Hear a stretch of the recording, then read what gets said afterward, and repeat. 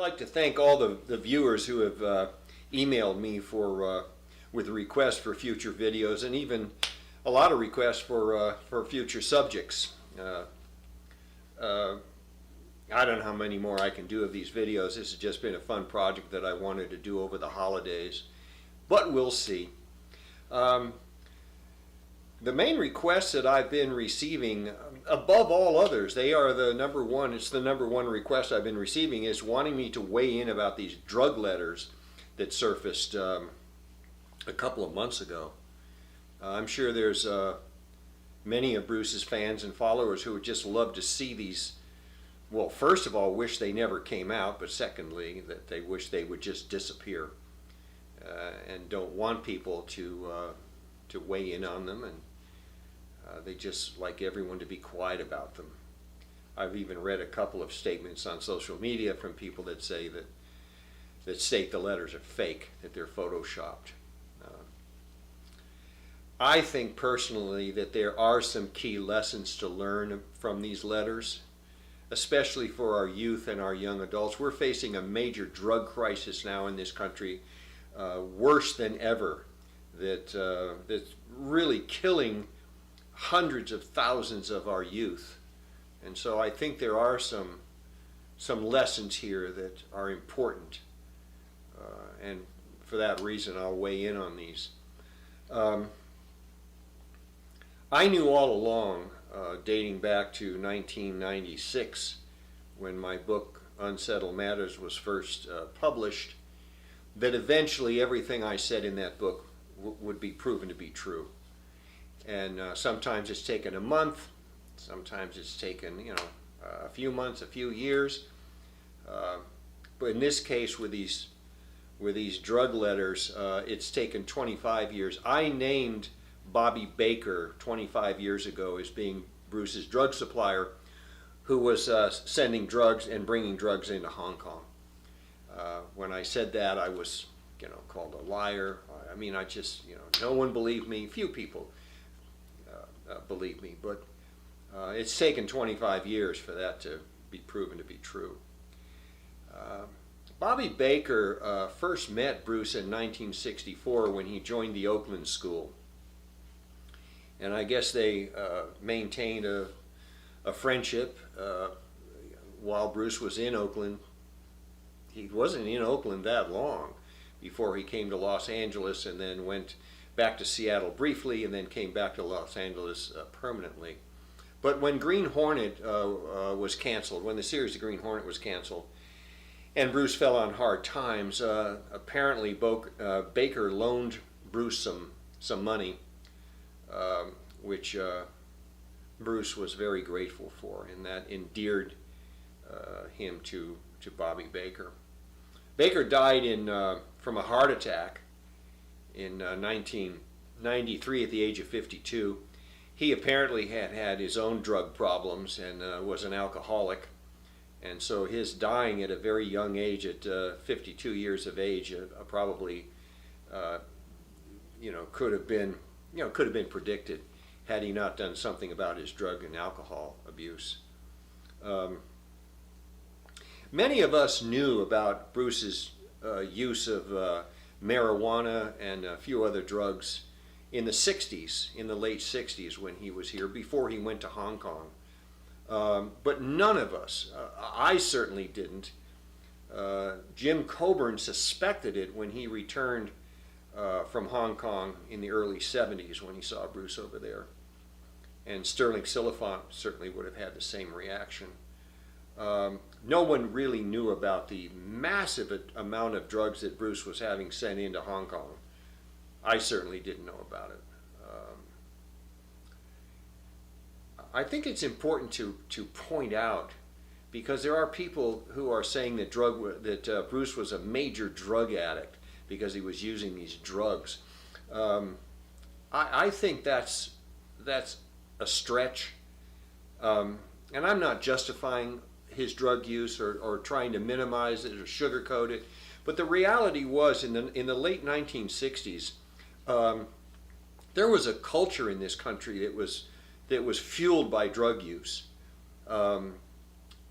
witness Woodstock, Dr. Timothy Leary, tune in and drop out culture, the free love, the communes, the hippie culture, Haight-Ashbury, and the British invasion with all of their lyrics about drugs, the Beatles, the White Album. I mean, I could go on and on about this. He was in the midst of a drug culture, and so was I. I mean, drugs were rampant throughout Hollywood, and throughout throughout Hollywood. I remember the Studio 54, which was when the dance craze was ongoing. At the height of the evening at midnight, they were pumping amyl nitrate into the air conditioning system. And of course, back then, cocaine was the glamour drug. So to think that Bruce was off on his own with this would really be a stretch. It was the culture we lived in. It was often said that it's often been said that if you were part of the late 60s and 70s and you remember those times in the drugs, that you weren't there. I mean, that's how heavy. I personally was taking the same drugs that Bruce was using. When I was in high school, marijuana was around. A lot of my friends were using marijuana. We called it pot back then, grass. LSD was very prevalent back then. I used both of those drugs when I was in high school. Later on, I didn't use all of the drugs Bruce was using, but I used psychedelic mushrooms. I first used cocaine in 1971 during the shooting of the Carey treatment.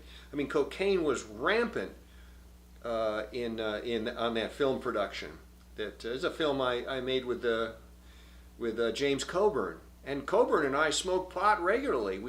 I mean, it was just so. Bruce was part of that drug culture, and there would have been a lot of his friends around him, both in and out of Hollywood, that would have said these drugs are fine. There's no problem with them. They would have even encouraged him to use them. Not that anyone forced him to do anything, but when Bruce made a statement in one of his letters, he said, "So damn the torpedoes, full speed ahead." I understand what he was talking about. I mean, I was there, and I do remember a lot of it. And Bruce Lee was just became a part of a major drug culture that was sweeping this country. As mind-numbing and mind-boggling, shocking as these letters have been to many people, and will continue to be, even more surprising to me is where have all these letters been for nearly 50 years? These letters were written in the late 60s and early 70s. It's been nearly 50 years. And suddenly they show up at heritage auctions and are put out there on auction.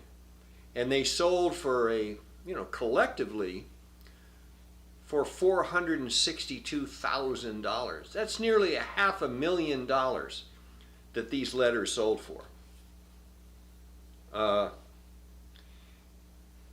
And what the story is that they were discovered in a flea market somewhere.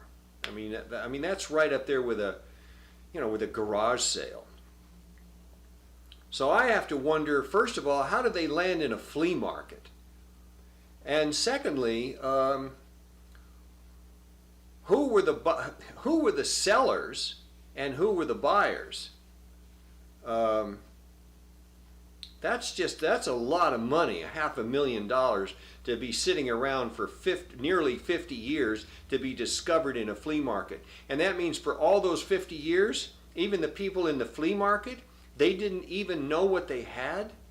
They have these letters from Bruce Lee with his school emblem on them, and somehow they said, well, I don't know what they are. And some buyer comes along and does they not know what they are? What did they pay for them in the flea market? I mean, it's just bizarre to me. We can assume that the letters were kept by Bobby Bleecker. All of the letters that he had were sent to him. He even has some of the envelopes left over. So they were in Bobby Bleecker's possession for, that's where they began. after he passed away in 1990, when he died, I forgot the year that he died, 93, I think. I guess they would have gone to his wife, Beverly. Maybe she kept them. Who knows? But I'm at a total loss as to how these letters ended up at Heritage Auction and sold for nearly $500,000, nearly 50 years later. And I have to presume there's a lot of people looking into that. There's a lot of paparazzi, maybe. There's some people investigative. I'm not looking into it. I'm sure it's going to come out who sold those letters and how they came into the possession of Heritage Auctions. It's a real mystery. One of the most difficult aspects of Bruce's drug use in Hong Kong over those last 3 years is I just can't wrap my arms around that Bruce and Linda would be willing to take those risks. I mean, smuggling that amount of drugs into Hong Kong in the early 70s when the island was under British rule, they would have been facing some serious time in prison.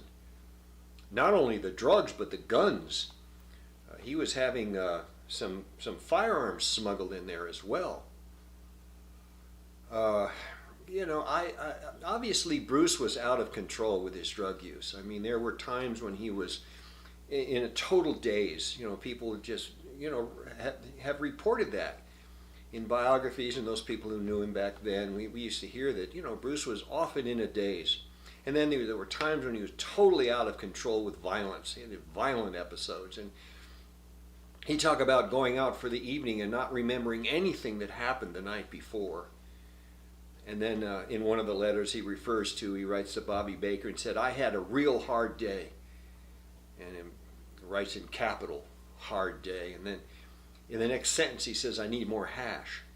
So I mean, and it's obviously too, he really would have been having a major problem emotionally, because he's got to be taking these sleeping sedatives, these drugs to sleep. Because he reported having a very hard time sleeping, which is understandable. I mean, his whole body chemistry is out of whack.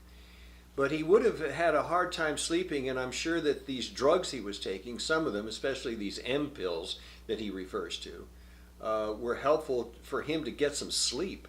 And then, of course, when he wakes up, he's in a daze somewhat. It takes him, he now has to use uppers, cocaine, to wake up and get down to the set to be able to work.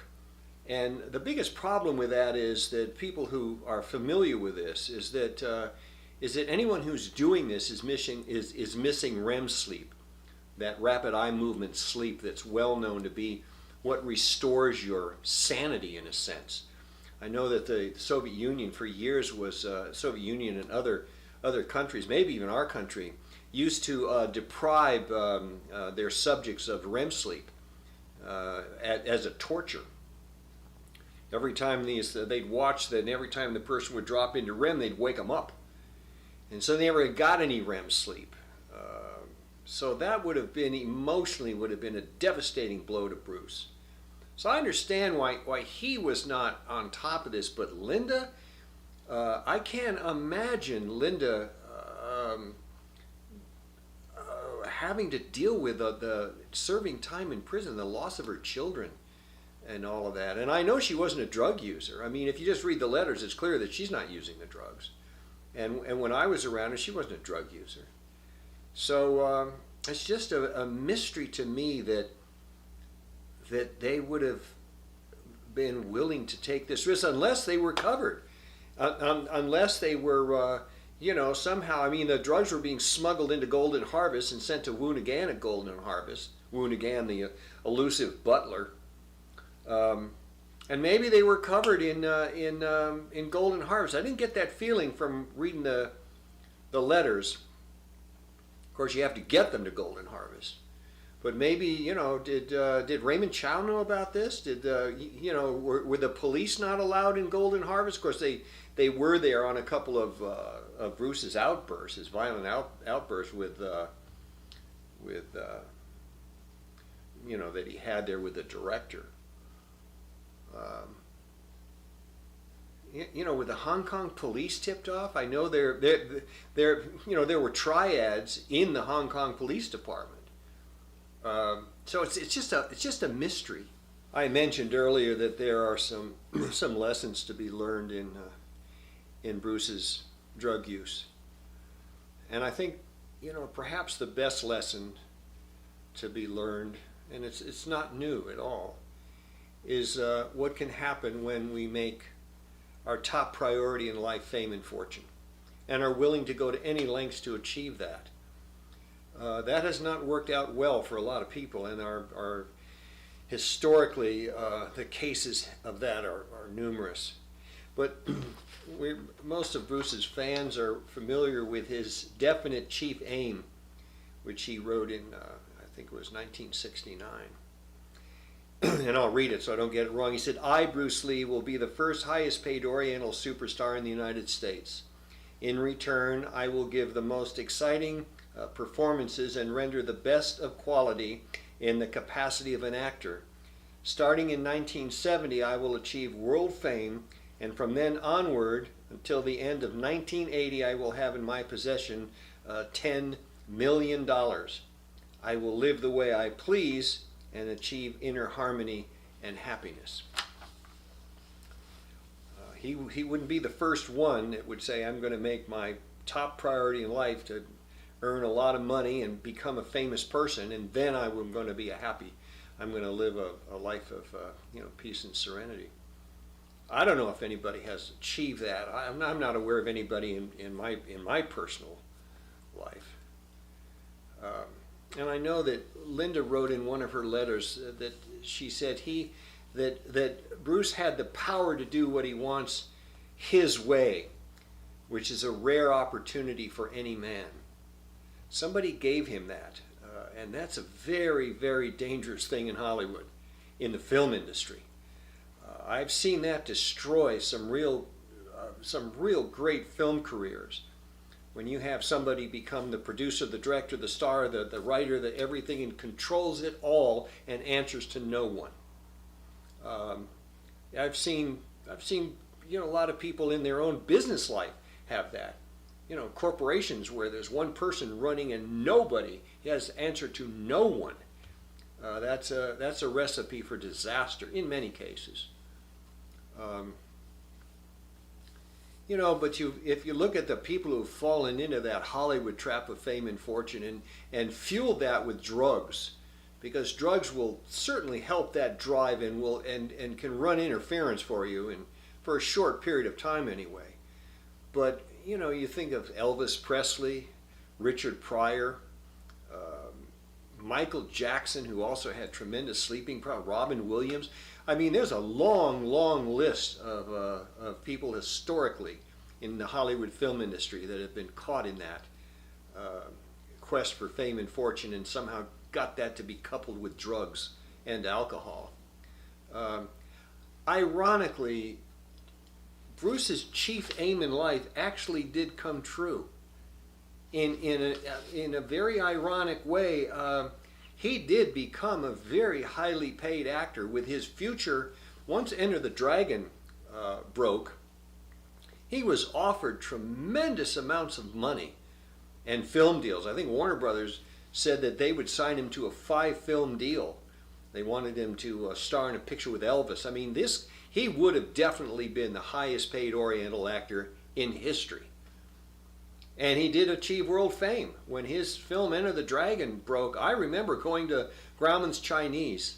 I can remember it as if it were yesterday, going to Grauman's Chinese Theater and seeing people in the audience in their gis, in their karate uniforms, standing up in the audience and cheering. And what a film. I mean, it was just, I'm surprised that it didn't win more awards than that some of the others won, because it was a blockbuster film. So that part came true, and he did have when he died. Although he died broke, when he died he had no money at all. They had a hard time finding any money. I think they found $100 in a checking account. What he did have was a lot of money that was owed to him by Raymond Chow. And I can see where that became very, very difficult because Bruce never had anything in writing, probably because he was in such a daze and never really understood all the financial ins and outs of what Raymond Chow was doing. But when he died, Linda and the estate had no way of proving he was owed any one nickel and one Hong Kong dollar. But it took about 10 years to settle with Raymond Chow and settle the estate. And when everything was said and done, that's about what it was worth, $10 million. If you looked at the overall revenue, look at the whole portfolio, it was about $10 million. But no one ever, he never even in his wildest imagination, I'm sure, thought that if he could achieve his definite chief aim in life and all of it would come true, but he would never live to enjoy any of it, to never live to enjoy what he said, I will live the way I please and achieve inner harmony and happiness, although perhaps in another world he is now peaceful and happy. I would certainly like to hope so. Yeah, life is strange sometimes for all of us. No one escapes that.